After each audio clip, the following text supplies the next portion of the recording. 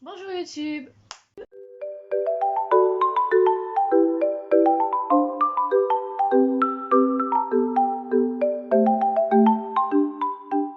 Aujourd'hui je vous retrouve pour un tag, il y aura 15 questions et c'est des tu préfères. Voilà, tu préfères version livresque. On y va. C'est parti. Ok, alors si je regarde par là, c'est parce que j'ai mes questions qui sont par là, donc voilà.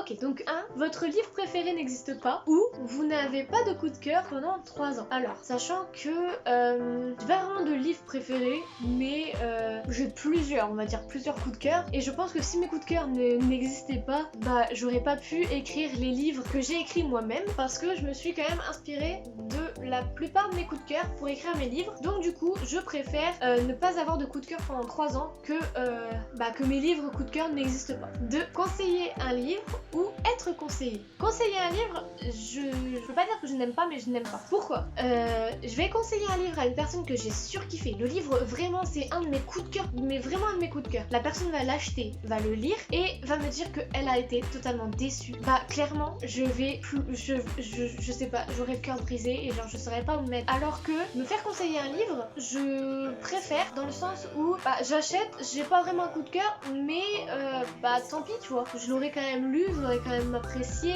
voilà. Donc je préfère me faire conseiller un livre plutôt que de conseiller mon livre. Alors question 3, Hunger Games ou Le Labyrinthe. Alors comment vous expliquer que je n'ai lu aucun des deux. Certes, je les ai vus en film, mais je n'ai pas lu les livres. Et je préfère largement Hunger Games parce que j'ai carrément acheté les DVD. Voilà. Ensuite, quatrième proposition, corner les pages de son livre ou casser le dos. Je préfère corner les pages que de casser le dos. Le dos, c'est ce qu'on voit dans la bibliothèque, donc je ne veux pas que mon dos soit cassé. Je préfère largement corner les pages. Ok, cinquième question. Un cliffhanger, ou cliffhanger, je sais pas comment on dit, cliffhanger. Un cliffhanger à la fin du premier tome et ne pas pouvoir lire le deuxième tome avant 1 an. Ou alors un livre avec une fin ouverte qui n'aura jamais... Clairement, je préfère attendre 1 an et avoir la fin de l'histoire plutôt que d'avoir un livre avec une fin ouverte et que tu n'auras jamais la suite de l'histoire. Clairement, ça me saoule, mais à un point. Donc voilà, je préfère avoir un cliffhanger et attendre 1 an avant de lire le tome 2. 6. Un roman adapté en film ou série ou un roman non adapté. C'est vraiment une question assez compliquée parce que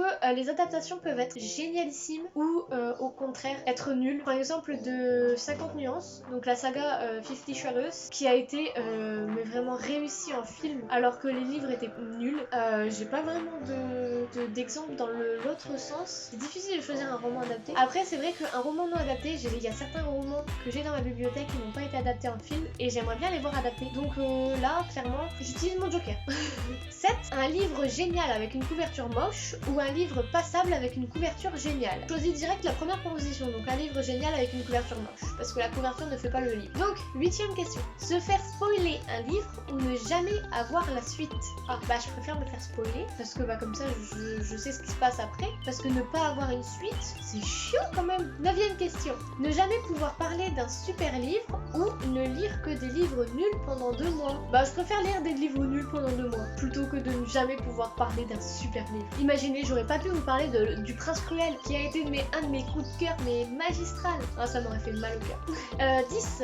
Rencontrer un auteur que vous aimez pour qu'il vous parle de son prochain livre, ou pouvoir lire ce prochain livre 1 an avant tout le monde sans rencontrer l'auteur. Pouvoir rencontrer l'auteur et qu'il vous parle de son prochain livre, ou alors lire le livre en avance, mais ne jamais rencontrer l'auteur. En vrai, je préférais la première proposition, c'est-à-dire rencontrer l'auteur pour qu'il me parle de son prochain livre, parce que comme ça je peux le voir, prendre une photo avec, ou alors faire dédicacer ces autres livres que j'ai ou des conneries comme ça, alors que lire un livre en avance, bah ça change pratiquement rien en fait. Si après tu ne rencontres pas l'auteur, c'est... non, je trouve ça un petit peu nul. Il y a une mouche qui se promène, je viens de la voir passer là, j'ai envie de la désinguer. 11. Faire une photo avec un auteur ou se faire dédicacer un livre. Clairement, sans hésitation, la dédicace. La photo ne vaut rien, la dédicace, elle reste à vie. La photo, sans faire exprès, vous pouvez la supprimer, c'est mort, vous la retrouverez pas. Alors que la dédicace, à part si votre livre brûle, la dédicace sera toujours dans votre livre. Donc je choisis la dédicace. 12ème question, lire une série géniale d'une traite sans plus jamais y avoir accès après, ou attendre 2 ans entre chaque tome de cette série. Attendre 2 ans entre chaque tome, parce que comme ça tu peux relire la série. C'est vraiment, la série te plaît de fou, tu peux relire la série, la saga plusieurs fois. Alors que si tu la lis d'une traite et qu'après tu veux plus la lire, c'est un peu con quoi.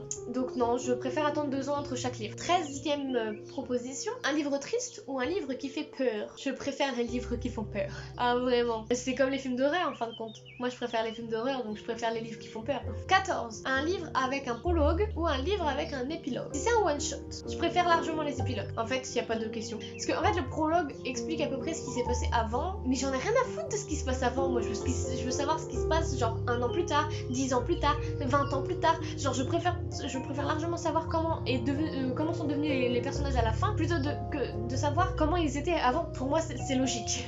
15e et dernière proposition, ne pas pouvoir acheter de livres pendant 6 mois ou avoir une panne de lecture pendant 6 mois.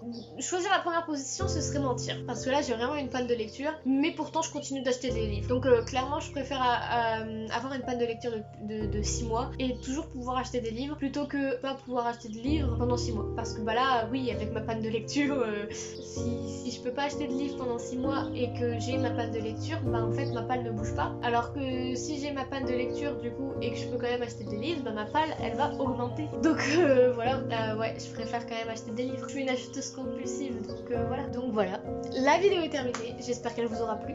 Moi, je vous retrouve vendredi prochain pour une nouvelle vidéo. Je vous fais de gros bisous.